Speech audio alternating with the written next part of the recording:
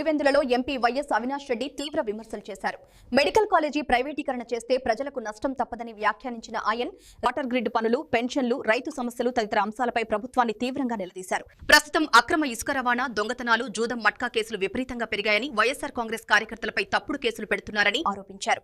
కూటమి హామీలన్నీ నిలబెట్టుకోలేక ప్రజలను మోసం చేసిందని వ్యాఖ్యానించిన ఎంపీ ఈ ప్రాంత అభివృద్ధికే ప్రాధాన్యం ఇవ్వాలని ప్రభుత్వానికి సూచించారు. చివరగా వైఎస్సార్ కాంగ్రెస్ కార్యకర్తలకు జిల్లా ప్రజలందరికీ నూతన సంవత్సర శుభాకాంక్షలు తెలిపారు.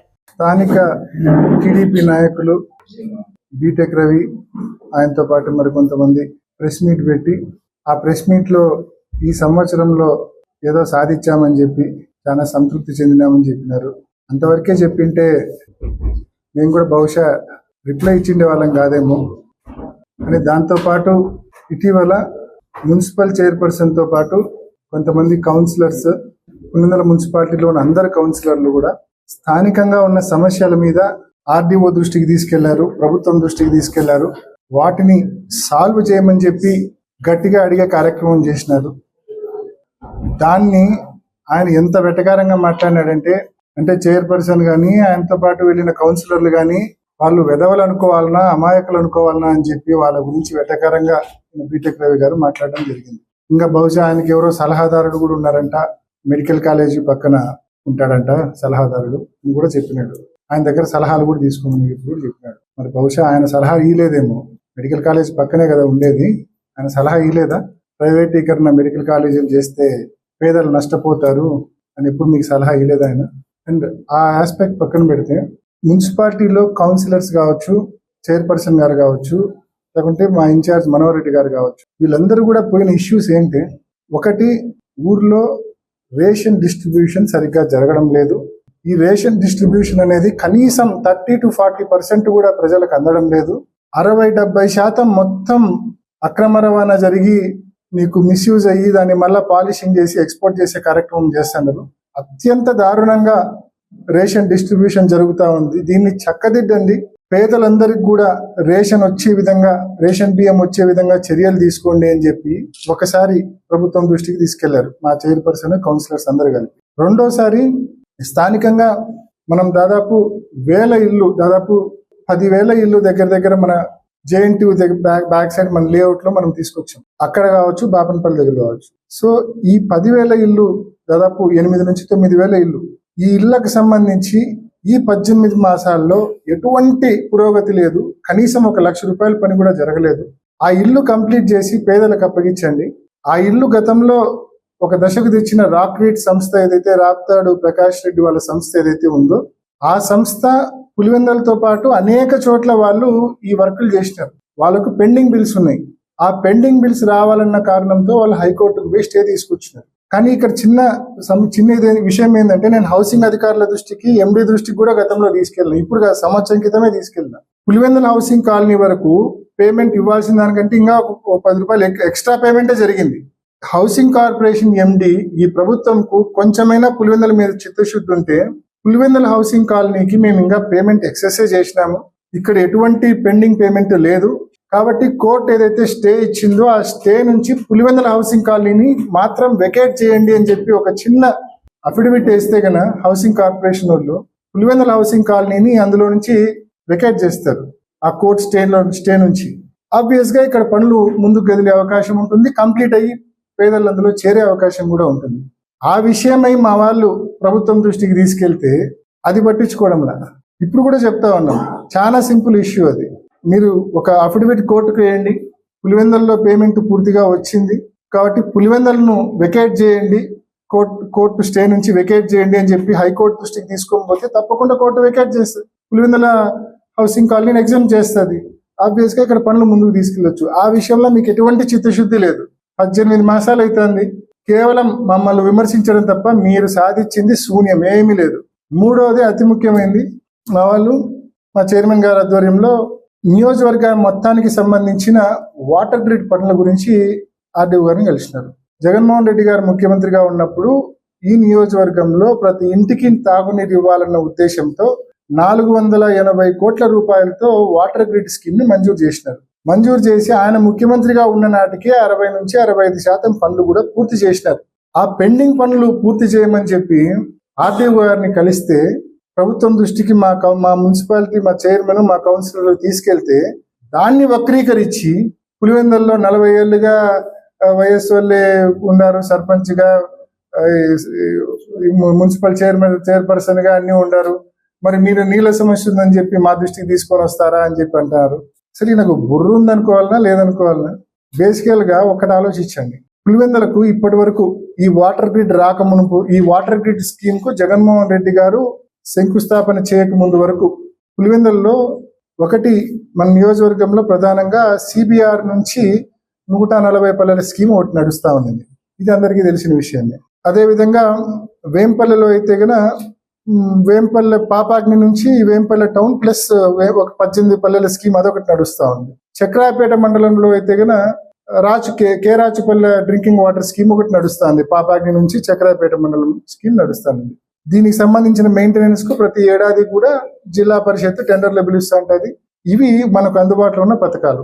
వీటితో పాటు రాజశేఖర రెడ్డి గారు ముఖ్యమంత్రిగా ఉన్నప్పుడు ఈ ఒక్క 148 పల్లెల స్కీమ్ తో పులివెందులకు నీళ్లు ఇవ్వలేమని చెప్పి నక్కలపల్లె సమ్మర్ స్టోరేజ్ ట్యాంక్ నిర్మించి అక్కడ నుంచి మున్సిపాలిటీకి నీళ్లు తెచ్చే కార్యక్రమం కూడా చేసినారు. ఆ తర్వాత నీళ్ల సమస్యలు ఎక్కువ ఉంటే ఉల్లిమెల్ల దగ్గర ఒక 5-6 బోర్లు వేసినాం. కదిరి రోడ్ లో కూడా ఒక 5-6 బోర్లు వేసి అవి కూడా మున్సిపాలిటీకి నీళ్ళు ఇచ్చే కార్యక్రమం చేస్తున్నాం. నీళ్ల విషయంలో ఎక్కడే గానీ రాజీ పడకుండా, ఎక్కడే గానీ ఎటువంటి ఇబ్బంది లేకుండా నీళ్ళు ఇచ్చే కార్యక్రమం ఇన్నేళ్ళుగా చేస్తా ఉన్నాం. సో దీన్ని శాశ్వతంగా ఇప్పుడున్న ఈ పథకాలకు సంబంధించిన మెయింటెనెన్స్ ఎక్కువ అవుతా ఉంది. ఇప్పుడు ఇన్ని పథకాలు మెయింటైన్ చేయాలంటే భారం అవుతా ఉంది, కష్టం అవుతా ఉంది అని చెప్పి జగన్మోహన్ రెడ్డి గారు మొత్తం కాన్స్టిట్యున్సీలోని ప్రతి ఇంటికి కూడా ఈ వాటర్ గ్రిడ్ స్కీమ్ ద్వారా నీళ్లు అందించాలని చెప్పి ఆయన 480 కోట్ల రూపాయలు మంజూరు చేస్తే అందులో 65% పనులు కూడా ఆయన హయాంలో పూర్తి చేస్తే ఆ పెండింగ్ పనులు పూర్తి చేయమని చెప్పి మా వాళ్ళు ప్రభుత్వం దృష్టికి తీసుకెళ్ళడం తప్ప కేవలం పెండింగ్ పనులు పూర్తి చేయమనే కదా అడిగింది. దానికి మీరు 40 ఏళ్ల చరిత్ర మాట్లాడతారా?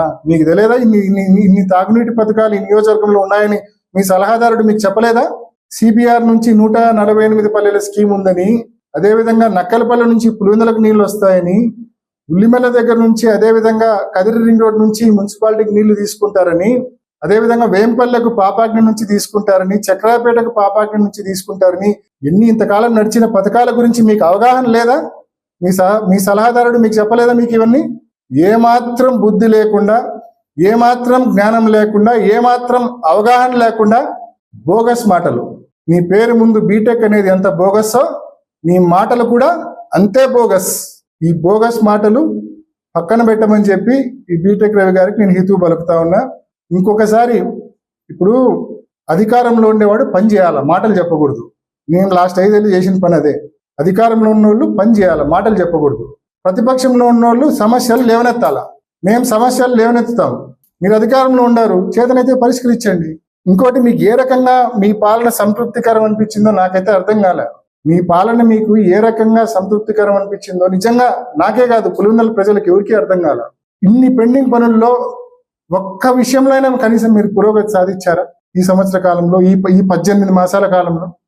ఏడాది మొదలు పెట్టడమే మీ ఘనకార్యాల గురించి చెప్పాలంటే 2025 ఏడాది మొదలు పెట్టడమే సంక్రాంతికి 10 కోట్ల రూపాయలు ముగ్గురాయి లేపేసినారు, దొంగతనం చేసినారు. రాత్రి 100 టిప్పర్లు పెట్టి 10 కోట్ల రూపాయలు ముగ్గురాయిని సింగిల్ నైట్ లో దొంగతనం చేసిన మహానాయకుడు బీటెక్ రవి గారు. ఇది మీరు ఏడాది మొదలు పెట్టడమే ఒక భారీ దోపిడీతో మొదలు పెట్టినారు. ఆ తర్వాత మీరేమన్నా ఖాళీగా ఉన్నారా? ఏడాది పొడవునా ఒక్క రోజు కూడా గ్యాప్ ఇవ్వకుండా, ఒక గంట కూడా గ్యాప్ ఇవ్వకుండా పాపాగ్నిలో ఇసుకే తోడడం. కుమార కాలువ సర్పంచ్ మన వచ్చి ఫోటోలు చూపించి చెప్తా ఉన్నాడు, కలెక్టర్ దగ్గర కూడా పోయి కంప్లైంట్ ఇచ్చినాం. ఇది 2వ కుమార కాలువ, ఆ ఊర్లో ఉన్న రైతులు, ఆ ఊర్లో ఉన్న సర్పంచ్ అందరూ వచ్చి కంప్లైంట్ ఇస్తా ఉన్నారు. మా ఊరు పక్కన ఒకప్పుడు కుమార కాలువకు మా ఊరి పక్కన పాపాగ్ని నది పారేది, ఇప్పుడు పాపాగ్ని నది పారడం లేదు, పాపాగ్ని గొయ్యి అయింది మా ఊరు అని చెప్తా ఉన్నారు. పాపాగ్ని నది ప్లేస్ లో పాపాగ్ని గొయ్యి అయిందంట. ఆ గొయ్యి కూడా వాళ్ళ పొలాల గట్టు వరకు వచ్చింది. ఈసారి ఆ నీళ్లు గన ఫ్లో అయితే, పైనుంచి వర్షాలు పడి వాటర్ ఫ్లో అయితే వీళ్ళ పొలాలన్నీ కోసుకుపోయే ప్రమాదం ఉంది. కుమార కాలువకు సంబంధించిన పొలాలన్నీ కోసుకుపోయే ప్రమాదం ఉంది. యథేచ్ఛగా రోజుకు 100 నుంచి 150 ట్రిప్పులు ఇసుక చక్రాయపేట నుంచి అట్లే మీరు పక్క రాష్ట్రాలు తరలిస్తారు. బహుశా ఇది ఆయనకు సంతృప్తికరం అనిపించింటుందని నేను అనుకుంటున్నా. ఈ దోపిడీ కార్యక్రమం ఇష్టం వచ్చినట్టు జూదం ఊరంతా, ఇష్టం వచ్చినట్టు ముగ్గురాయి దోపిడీ, ఇష్టం వచ్చినట్టు మట్క, ఇష్టం వచ్చినట్టు దొంగతనాలు, నో లా అండ్ ఆర్డర్. వీటికి తోడు మా కార్యకర్తల మీద ముబ్బడిగా దోపిడీ, దొంగ కేసులు, తప్పుడు కేసులు, ఏమి జరగకపోయినా 307 సెక్షన్ పెట్టి అటెంప్ట్ మర్డర్ అని చెప్పి జైల్లో వేస్తా ఉన్నారు. ఏమి జరగకపోయినా ఫాల్స్ కేసులు పెట్టి జైల్లో వేసినారు. బహుశా ఇవన్నీ కార్యక్రమాలు, ఈ ఇసుక దోపిడీ, ముగ్గురాయి దోపిడీ, ఈ జూదము, ఇవన్నీ విచ్చలవిడి జూదము, విచ్చలవిడి దొంగతనాలు, ఇవన్నీ బహుశా వీటన్నింటి వలన మీకు బహుశా సంతృప్తికరం అనిపించిందేమో అని మేమందరం కూడా అనుకుంటా ఉన్నాం. లేకుంటే ఏం చూసి సంతృప్తి పడాలా? మీ పాలనలో పూర్తిగా ఇచ్చిన హామీలు ఎగరగొట్టేసినారు. ఏ ఒక్క పథకం ఇవ్వడంలే. 18 ఏళ్ళ నుంచి 50 ఏళ్ల వరకు డబ్బు ఇస్తామన్నారు. సంవత్సరానికి 18,000, 2 సంవత్సరాలు కావస్తుంది. ₹1 ఇలా ఏ ఒక్క మహిళకు మీరు. నిరుద్యోగులకు నెలకు 3,000 రూపాయలు నిరుద్యోగ వృత్తి ఇస్తామన్నారు. ₹1 ఒక్క నిరుద్యోగికి ఇవ్వలే ఇప్పటిదాకా. ఏ ఒక్క రైతు మీ పట్ల సంతోషంగా లేడు. రైతు భరోసా డబ్బులు ఒకప్పుడు జగన్మోహన్ రెడ్డి గారి పరిపాలనలో ప్రాంప్ట్ గా డబ్బులు వచ్చేటి. ఈ పరిపాలనలో కేంద్రం ఇచ్చే డబ్బు కాకుండా మీరు ఏడాదికి 20,000 ఇస్తామన్నారు. ఏడిచ్చినారు. సో రైతులు కావచ్చు, మహిళలు కావచ్చు, నిరుద్యోగులు కావచ్చు, ఏ ఒక్కరు ఈ ప్రభుత్వంలో సంతోషంగా లేరు. పెన్షన్లు మాట్లాడదామా? 66 లక్షల పెన్షన్లు జగన్మోహన్ రెడ్డి గారి హయాంలో 66 లక్షల పెన్షన్లు వచ్చేటి పేదలకు, వికలాంగులకు, వృద్ధులకు, వికలాంగులకు. మరి మీ హయాంలో ఇంకా పెరగాలి కదా. 5,5,5.5 లక్షల పెన్షన్లు కోత కోసినారు. కేవలం 18 మాసాల్లో 5.5 లక్షల పెన్షన్లు వచ్చేటి కోత కోసినారు. ఇది బహుశా సంతృప్తినిచ్చిందేమో వీళ్ళకు, టీడీపీ నాయకులకు. నీళ్ల గురించి మీరు ఎంత తక్కువ మాట్లాడితే అంత మంచిది. చరిత్ర తెలుసుకోండి. ఒకవేళ అవగాహన లేకపోతే మీ సలహాదారుని అడిగి తెలుసుకోండి మీరు చరిత్ర. ఈ ప్రాంతానికి కృష్ణా జలాలు వస్తున్నాయంటే ఎవరు చలువ? దివంగత ముఖ్యమంత్రి డాక్టర్ వైఎస్ రాజశేఖర రెడ్డి గారు చేసిన కృషి వలన ఈ ప్రాంతానికి కృష్ణా జలాలు వస్తున్నాయి. ఆ రోజు రాజశేఖర రెడ్డి గారు ముఖ్యమంత్రిగా ఉన్నప్పుడు ఎన్ని ఇబ్బందులు ఎదురైనా, ఎంతమంది వ్యతిరేకించినా పోతిరెడ్డిపాడు హెడ్ రెగ్యులేటర్ ను 11,000 నుంచి 44,000 క్యూసెక్లకు రాజశేఖర రెడ్డి గారు పెంచడం జరిగింది. ఆ తర్వాత జగన్మోహన్ రెడ్డి గారు దాన్ని 80,000 క్యూసెక్లకు పెంచడం జరిగింది. ఈరోజు ఆ రాజశేఖర రెడ్డి గారు తీసుకున్న నిర్ణయం వల్లనే, ఆయన చేయించిన పనుల వల్లనే గండికోటకు పెద్ద ఎత్తున నీళ్లు వస్తూ ఉన్నాయి. గండికోట నుంచి సిబిఆర్కి ఎత్తిపోతల పథకం ఎవరు చేయించింది? రాజశేఖర రెడ్డి గారు. గండికోట నుంచి పైడిపాలెంకు ఎత్తిపోతల పథకం ఎవరు చేయించింది? రాజశేఖర రెడ్డి గారు.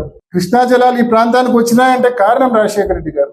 గండికోటలో 5-6 టీఎంసీలు కూడా పెట్టలేని పరిస్థితుల్లో 1,000 కోట్ల రూపాయల R&R ప్యాకేజ్ ఇచ్చి 26 టీఎంసీలు పెట్టే దిశగా మరి 1,000 కోట్ల ప్యాకేజీ చెల్లించింది ఎవరు?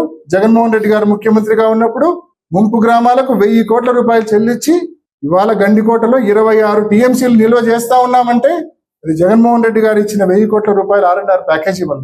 సిబిఆర్ లో మనం ఏనాడు 5 టీఎంసీలను పెట్టి నిల్వ చేసుకోలేదు. మనం సిబిఆర్ లో ఇవాళ మనం 10 టీఎంసీలు నిల్వ చేసుకుంటున్నాం. ఎలా నిల్వ చేసుకుంటున్నాం?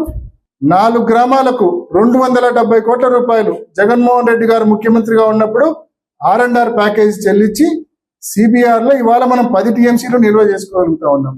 ఈ మాదిరి గండికోటలో అయినా, చిత్రావతిలో అయినా, పైడిపాలెంలో అయినా పూర్తి స్థాయిలో పూర్తి స్థాయిలో ఆ రిజర్వాయర్లు మనం నింపుకుంటున్నామంటే ఆ రోజు రాజశేఖర రెడ్డి గారు, తర్వాత జగన్మోహన్ రెడ్డి గారు కారణం. ఇవన్నీ తెలిసి కూడా ఈ ప్రాంతంలో 2 ముఖ్యమంత్రులు పరిపాలించినా కూడా ఈ ప్రాంతంలో నీళ్లు తేలేకపోయినారని చెప్పి నువ్వు బోగస్ మాటలు మాట్లాడతావా? నోరుంది కదా అని చెప్పి ఏది మాట్లాడినా చెల్లుతుంది అనుకోవద్దు. అధికారం ఉంది కదా అని చెప్పి ఏం మాట్లాడినా చెల్లుతుందని పొరపాటు కూడా అనుకోవద్దు. ఈ ప్రాంతంలో రైతులందరికీ తెలుసు, ప్రజలందరికీ తెలుసు, ఈ ప్రాంతానికి సంబంధించిన సాగునీటి విషయంలో, తాగునీటి విషయంలో దివంగత నాయకుడు వైఎస్ రాజశేఖర రెడ్డి గారు కావచ్చు, అదేవిధంగా జగన్మోహన్ రెడ్డి గారు కావచ్చు, ఎంత కృషి చేశారనేది, ఎంత సాధించారనేది ప్రతి రైతుకు, ప్రతి ఒక్కరికి కూడా తెలుసనే విషయాన్ని మనవి చేస్తూ, మరి ఖచ్చితంగా ఇకపై ఇటువంటి బోగస్ మాటలు పక్కన పెట్టి నిజంగా ఈ ప్రాంతం అభివృద్ధి పట్ల శ్రద్ధ పెట్టమని చెప్పి వారికి హితవు పలుకుతా ఉన్నాం.